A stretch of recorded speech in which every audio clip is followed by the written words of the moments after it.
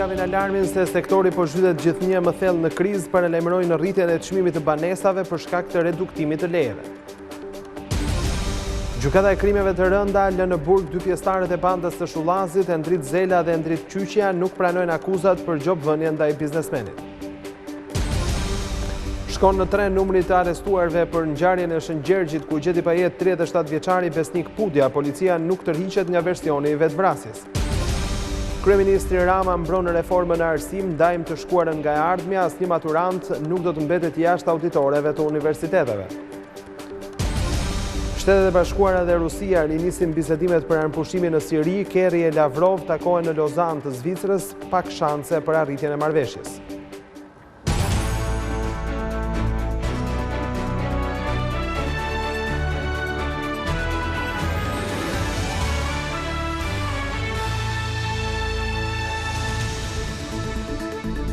Përshëndetje shikues të nderuar dhe mirë se vini në edicionin informativ të orës 15 këtu në Vision Plus. Ndërtuesit japin alarmin se sektori po zhytet gjithnjë më thellë në krizë për shkak të mungesës së vëmendjes së shtetit. Aktualisht, sipërfaqja e tokës të dhënë për ndërtim është 59.000 metra katror nga afër 1 milion metra katror që llogaritej disa vite më parë. Bizneset që operojnë në këtë fushë theksojnë se edhe aplikimi lejeve online nuk po jep efekt pasi mungojnë planet rregulluese.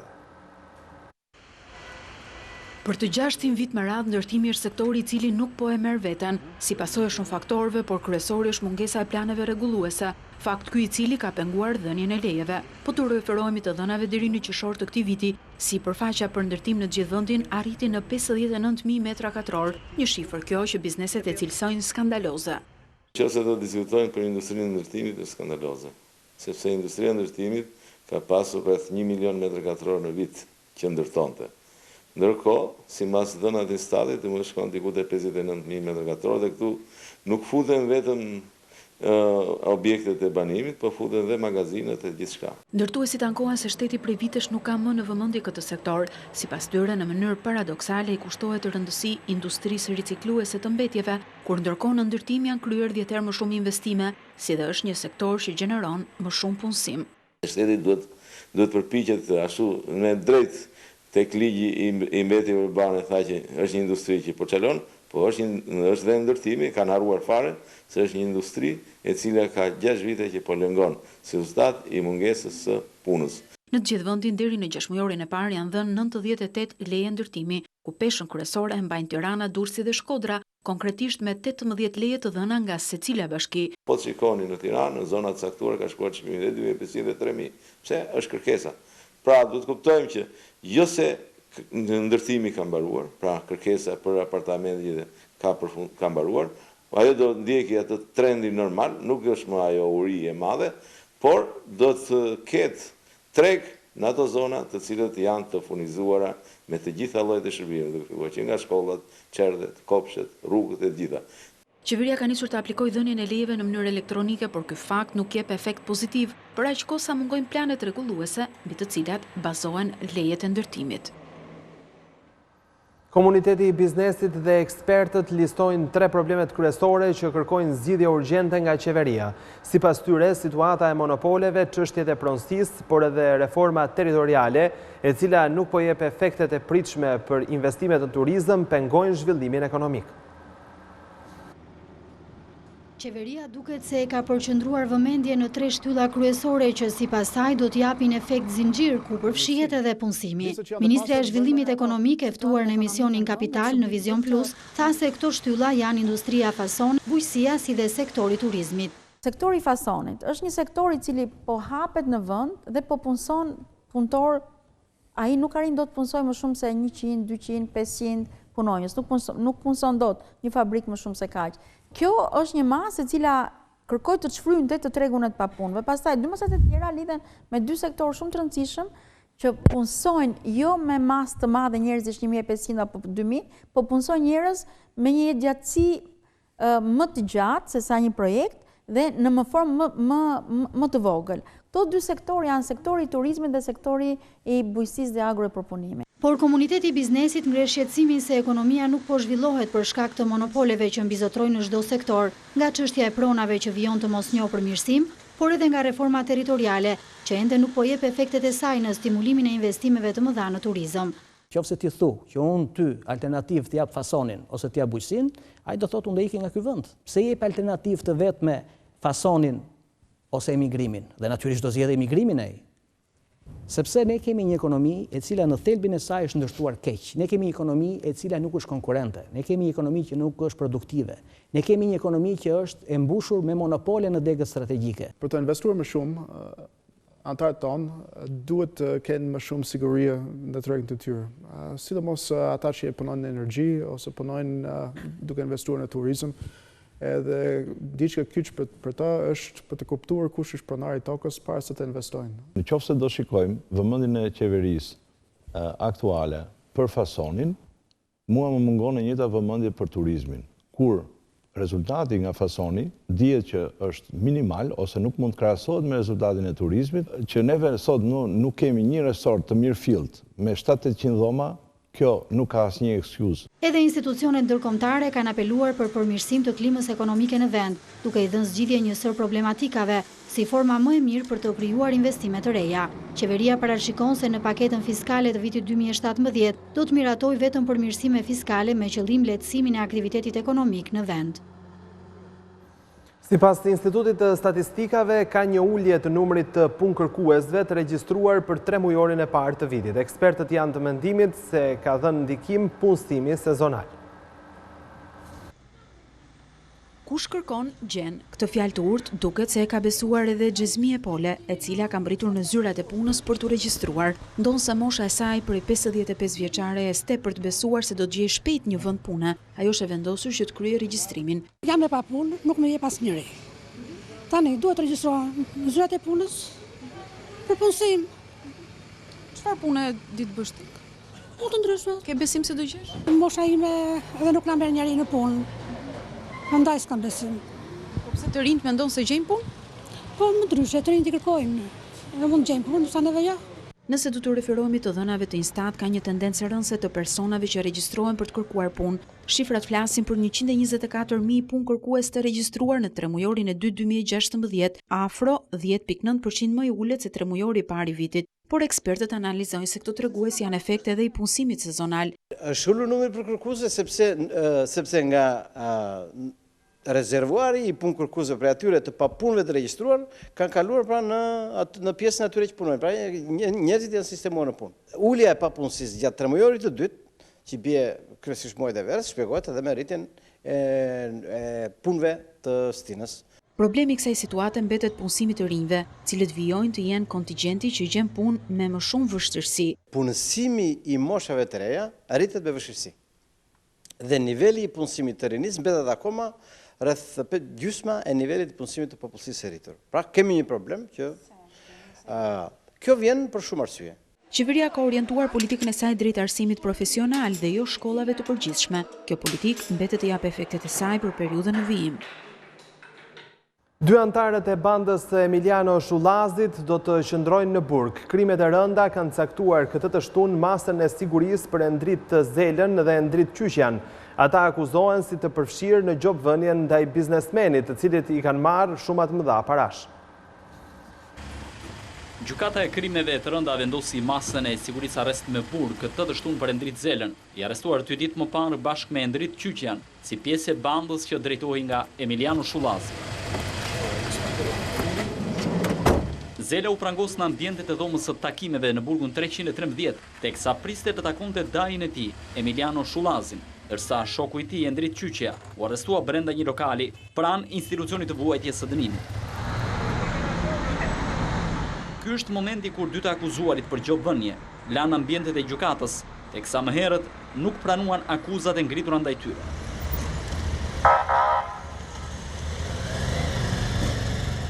Në shenjë revolte ata refuzuan të marrin dhe avokat duke detyruar trupin gjykues të caktojë një mbrojtës kryesisht. Endrit Zela dhe Endrit Qyqja akuzojnë se në bashkëpunim me Emiliano Shullazin kanë kërcënuar dhe marrë ish Hotel Volgën, si dhe shumë të konsiderueshme parash biznesmenit Ylvi Beqa, i cili së fundi ka pranuar të bashkëpunojë me drejtësinë, duke e treguar se si është kërcënuar dhe grabitur. Prokuroria e Krimeve të Rënda ka siguruar si provë materiale të gjitha transaksionet bankare që biznesmeni ka bërë në adresë të antarëve të bandës së Shullazit. Uniformat blu kanë arrestuar Halit Dushën, i cili akuzohet se nuk raportoi ngjarjen ku humbi jetën Besnik Pudja, por ndërsa policia e kryeqytetit vazhdon ta konsiderojë vetvrasje, familjarët këmbgulin se 37 vjeçari është vrarë. Shkon në 3 numri personave të ndaluar në lidhje me ngjarjen e datës 7 tetor në Shëngjergj, ku u gjeti pa jetë shtetasi Besnik Pudja. Halit Dusha ka qenë i shpallur në kërkim pasi dyshohet se ka pasur dieni për rrethanat e ngjarjes, pasi viktima në bashkëpunim edhe me disa persona të tjerë janë autor të dyshuar për kultivimin e 2889 bimëve narkotike të llojit Cannabis sativa në fshatin Nur, Kolla Gjesh. Këtë të shtunë orët e para të mëngjesit, efektivët e komisariatit nr. 4 prangosën 37 vjeçari në banesën e tij në Tiranë. Më herët u arrestuan Alges Liçi dhe Dritan Buzo, të 2 banues në kryeqytet. Familjarët këmbgulin se Besnik Pudja u vra me armë zjarri në një tjetër vend, e më pas trupi i tij u vendos pranë një magazine me kanabis në zonën e Kolla Gjeshit. Edhe mjekësia ligjore konstatoi se nga pozicioni i trupit të viktimës dhe këndi i qitjes forcohet pista e vrasjes.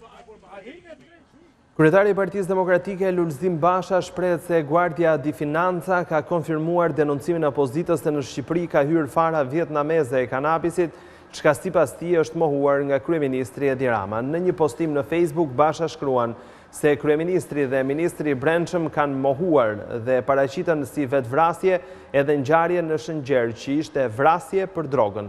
Po ashtu, kreu i Partisë Demokratike thotë se Rama e Tahiri kanë mohuar se në zonën e Tapizës trafikantët marrin gra e fëmijë për të punuar kanabisin, por se janë ndaluar 5 persona që dërgonin gratë me furgona në malësitë e Krujës për të punuar në parcelat e kanabisit. Policia e Tiranës ka arrestuar 4 persona, ndërsa 2 të tjerë u shpallën në kërkim për kultivim kanabisi. Të rinjt u kapën gjatë një operacioni në fshatin Fag, teksa kanë qëlluar ndaj efektive. Të arrestuarit janë Pasham Muça, Elsion Almeta, Ervis Muça, si edhe një 16 vjeçar. Ndërkohë, pas deklarimeve të tyre, u shpallën në kërkime dhe financuesit e lëndës narkotike. Gjithashtu, policia ka sekuestruar 2 armë, 27 kg kanabis dhe rreth 7.000 bim në proces tharje. Operacioni koduar Fagu u zhvillua në pyllin e Panecit në një zonë të thellë të Tiranës. Dhe kreu i Lëvizjes Socialiste për Integrim Ilir Meta kërkon të mos ketë nxitim me reformat e rëndësishme për të shmangur çdo lloj problemi. Duke folur pas takimit me strukturat në Durrës, Meta u shpreh se partia e drejtuar prej tij luajti rol vendimtar në miratimin me konsensus të ndryshimeve kushtetuese për reformën në drejtësi.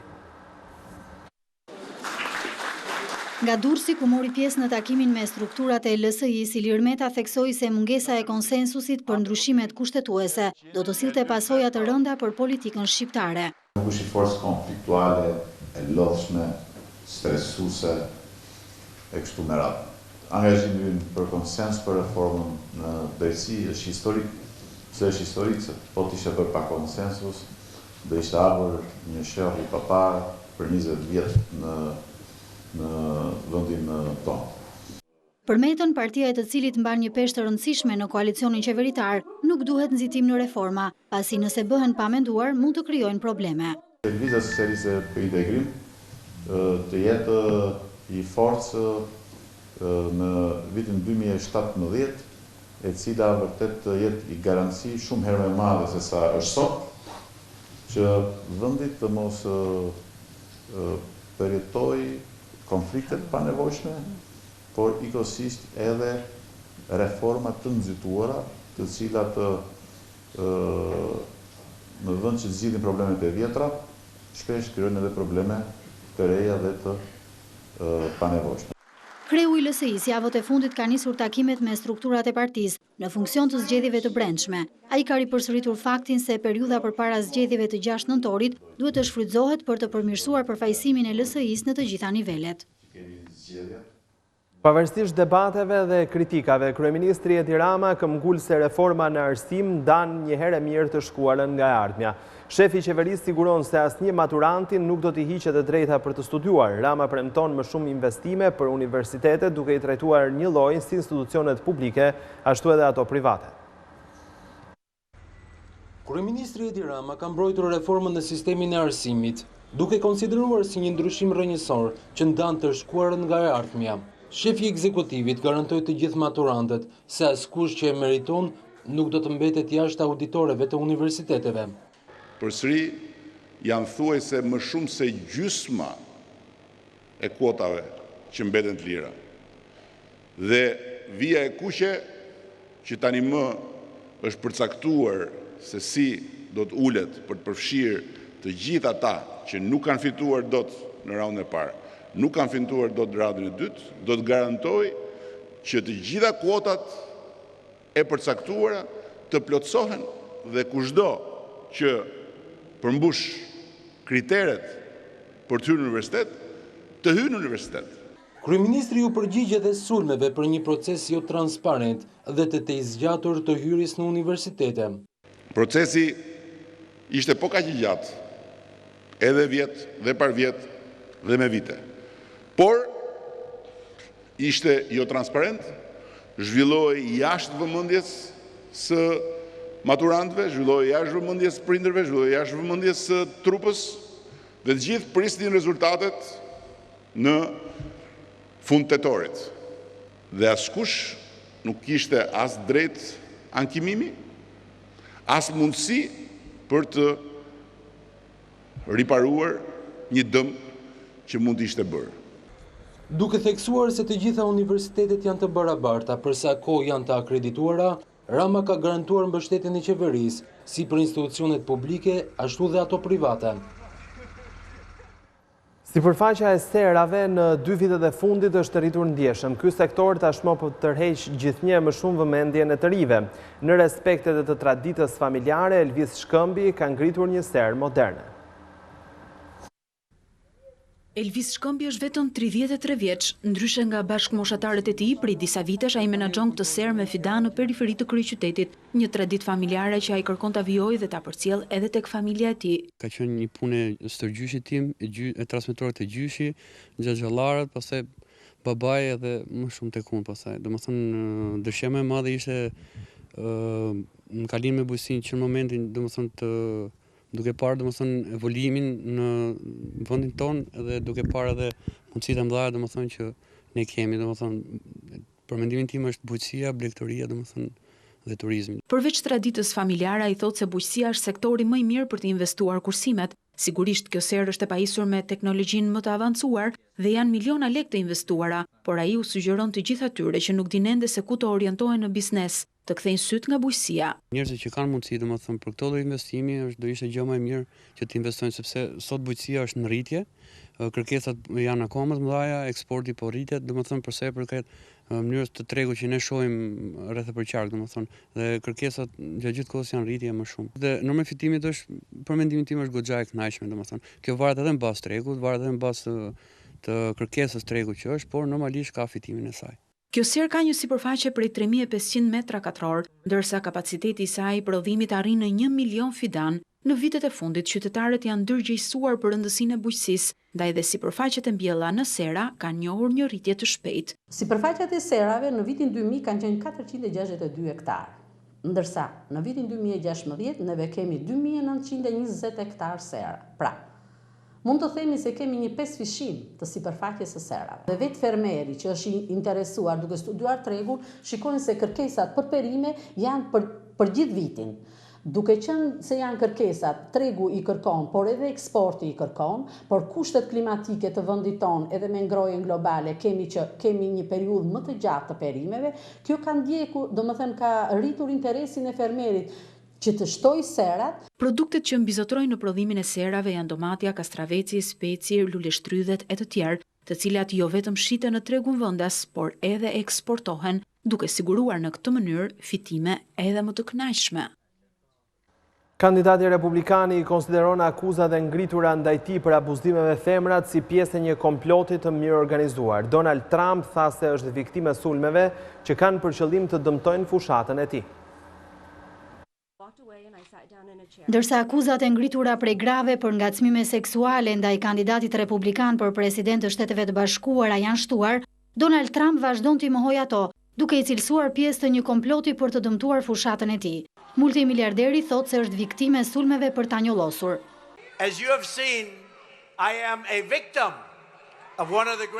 Nuk është e vështirë të gjesh një grush njerëzish që bëjnë deklarata të rreme. Akuzat nxiten nga fama, parat apo politika, ose sepse ata duan të ndalin fushatën tonë. Kjo është shumë e thjeshtë. Siç e shikoni, unë jam viktime një prej fushatave më të mëdha në historinë e vendit, që synon të më njollos. Ata po përpiqen të shkatrojnë atë që konsiderohet një nga lëvizjet më të mëdha në vend. Sikur një pjesë e vogël e votuesve ta besonin diçka të tillë, ne do t'i humbisnim zgjedhjet. Gjatë takimeve elektorale në Karolinën e Veriut, Trump sqaroi se kishte shpërfillur sugjerimet e këshilltarëve të fushatës për të mos i komentuar akuzat e për t'u fokusuar në çështjet ekonomike. Sondazhet e fundit tregojnë se Trump po humbet pikë në shtetet që konsiderohen kyçe dhe rivalja e tij demokrate Hillary Clinton kryeson me një diferencë prej 9%. Washingtoni dhe Moska u rikthehen përpjekjeve për arritjen e armëpushimit në Siri. Në bisedimet që zhvillohen në Lozan të Zvicrës, marrin pjesë ministri i jashtëm rus Lavrov dhe sekretari amerikan i shtetit Kerry, por shefat e diplomacive të dy vendeve përpara takimit nuk kanë dhënë shenja optimizmi. Diplomatët perëndimor do të bëjnë edhe një tjetër përpjekje për arritjen e një armëpushimi të ri në Siri, në një kohë që në Alepo luftimet nuk janë ndalur. Bisedimet mbahen në Lozan të Zvicrës dhe vinë pas marrëveshjes së dështuar që arritën muajin e shkuar Washingtoni dhe Moska. Në to marrin pjesë sekretari amerikan i shtetit John Kerry dhe ministri i jashtëm rus Sergej Lavrov.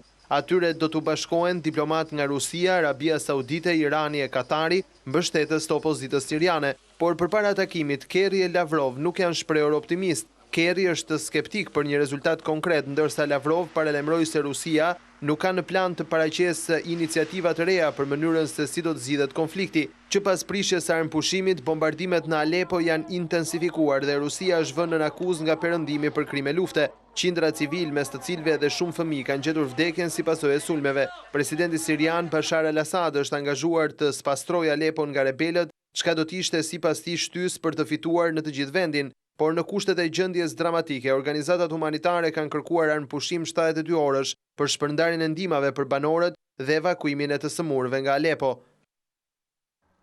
150 vende kanë rënë dakord për të reduktuar emetimin e gazdrave. Marrëveshja e firmosur në Ruanda është vlerësuar si një fitore e madhe nga Shtetet e Bashkuara të Amerikës.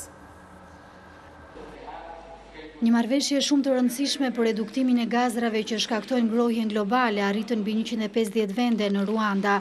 Akordi lidhet kryesisht me gazrat që çlirohen nga përdorimi i elektroshtëpiakeve, si frigoriferat apo kondicionerët. Shtetet pjesëmarrëse pranuan amendimin e protokollit të Montrealit, që parashikon që vendet e industrializuara të reduktojnë këto gazra duke nisur nga viti 2019. Për vendet në zhvillim dhe Kinën, përdorimi i gazrave duhet të ndërpritet nga viti 2024, ndërsa vende si India, Pakistani, Irani dhe Iraku do të bëjnë të njëjtën gjë duke filluar nga viti 2028. Për sekretarin amerikan të shtetit John Kerry, pakti është fitore e madhe për tokën, pasi do të reduktohet ngrohja e planetit dhe do të mbrohen burimet natyrore. Ekspertët besojnë se nëse marrëveshja zbatohet, do të largonte 70 miliard ton dioksid karboni nga atmosfera deri në vitin 2050. Organizatat ambientaliste shpresojnë që marrëveshja të sjellë uljen e ngrohjes globale me gjysmë grad deri në fund të shekullit, por pavarësisht kësaj ka zëra kritik që thonë se ajo nuk do të ketë efektet që priten. Ka ndruar jetë në moshën 80 vjeçare shkrimtari dhe politikani Teodor Laço. Laço njihet si autori shumë romaneve, përmbledhjeve me tregime, dramave e komedive. Disa prej librave të tij janë vlerësuar me çmimet më të larta që jepen në Shqipëri, ndërsa pjesë të rëndësishme të veprës janë përkthyer e botuar edhe në gjuhë të huaja. Pas ndryshimeve politike në vend, në vitet 1990, Teodor Laço angazhua edhe në jetën politike. Ai ka qenë për disa legjislatura deputet në parlament, si edhe ka mbajtur postin e ministrit të kulturës. Po ashtu Teodor Laço ka qenë edhe ambasador i Shqipërisë në Federatën Ruse. Teknologjia ka krijuar mundësinë që vargjet e lira të migjenit të jenë të aksesueshme edhe në celular. Biblioteka Kombëtare njofton se vepra tashmë është digitalizuar. Vargjet e lira të migjenit tani mund t'i mbani me vete në celularin, laptopin apo tabletën tuaj dhe nuk kushton asgjë përveç 2 minutave përballë një pajisjeje që ka akses në internet. Mjafton të hyni në faqen zyrtare të bibliotekës bksh.al. Në qendër është botimi i fundit i digitalizuar. Biblioteka Kombëtare, për rastin e 105 vjetorit të lindjes së shkrimtarit, ka publikuar në faqen e saj zyrtare editimin digital të vargjeve të lira, zbotimi i vitit 1944, si një mesazh urimi në këtë ditë të veçantë. Vargjet e lira nga migjeni janë projekti i tretë i digitalizuar në Bibliotekën Shqiptare, pasi më herët ky institucion ka mundësuar për publikun veprën e plotë të Naim Frashërit dhe Otellon e Shakespeare-it. Janë të digjituar dorëshkrime antikuar, harta, periodik, janë që përbëjnë edhe një pjesën e historikut të periodikut dhe të gazetave në Shqipëri. Kalendari kombëtar janë koleksione të plota të cilat lexuesi, ashtu si dhe librat, shumë lehtë mund t'i shfletojnë në faqen e bibliotekës zyrtare, t'i shkarkojnë nga çdo pajisje elektronike. Në faqen kryesore bksh.al, një nga kolonat në të majt jufton të vizitoni gjithë bibliotekën digjitale. Mjaft të klikoni nëse doni që ato të renditen sipas titujve, autorit apo vitit të botimit. Aktualisht një grup në këtë institucion vijon punën për të ofruar për të gjithë shqiptarët më shumë lexime, pa kosto dhe pa kërkuar që të lëvizësh nga shtëpia për të kërkuar në arkiva. Do të flasim tani për fundjavën e alarmin se sektori po zhytet gjithnjë më thellë në krizë, paralajmërojnë rritjen e çmimit të banesave për shkak të reduktimit të lejeve. Gjykata e krimeve të rënda lë në burg 2 pjesëtarët e bandës të Shullazit, Endrit Zela dhe Endrit Qyqja, nuk pranojnë akuzat për gjobvënien ndaj biznesmenit. Shkon në 3 numri të arrestuarve për ngjarjen e Shëngjergjit, ku gjeti pa jetë 37 vjeçari Besnik Pudja. Policia nuk tërhiqet nga versionji vetvrasjes. Kryeministri Edi Rama mbron reformën në arsim, ndajmë të shkuara nga e ardhmja, asnjë maturant nuk do të mbetet jashtë auditoreve të universiteteve. Shtetet e Bashkuara dhe Rusia rinisin bisedimet për armëpushimin në Siri, Kerry e Lavrov takohen në Lozan të Zvicrës, pak shanse për arritjen e marrëveshjes. Përfunduam këtu, shikues të nderuar, më shumë informacion në çdo moment të ditës ju gjeni duke klikuar në faqen tonë të internetit visionplus.tv. Ndajemi këtu së bashku, faleminderit për vëmendje.